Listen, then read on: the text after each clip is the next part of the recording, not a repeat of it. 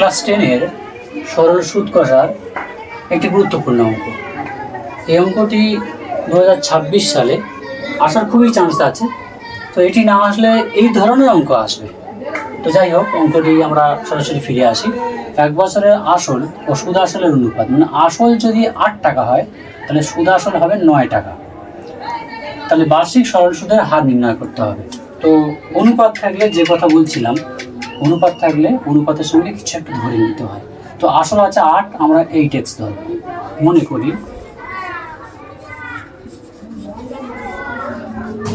আসল সমান সমান 8x টাকা, আর 9টা কি? সুদ আসল। সুদ আসল 9x টাকা। তাহলে এই সুদ আসল মানে সুদ আসলের সমষ্টি, আর এটা আসল দেওয়া আছে। তাহলে সুদ আসল থেকে যদি আমি আসলটা মাইনাস করে দিই তাহলে পড়ে থাকবে সুদ পড়ে থাকবে।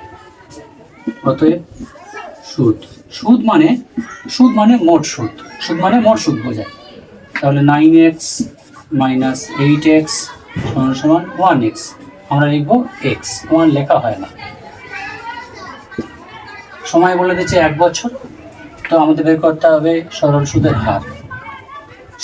সরল সুদ কষা নির্ণয় যে সূত্রটা, সেটা হচ্ছে I সমান সমান PTR/100। আমরা সূত্রটি লিখে নেব।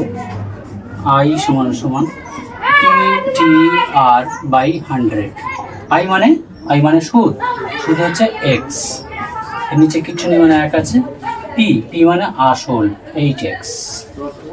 T সময় হচ্ছে 1 বছর, 1 বছর। আর বসিয়ে দিলাম বাই 100। এই x কেটে দিলাম। 4-এর নামটা পড়বো। 4 দুগুণে 8, 4 25 100। তাহলে কোনাকুনি গুণ করবো।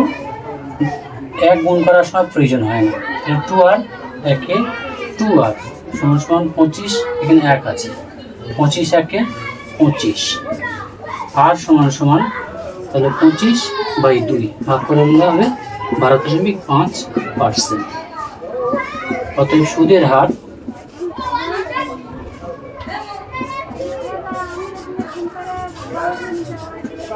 12.5% হয়ে গেল। খুবই সহজ পদ্ধতি একটা অঙ্ক।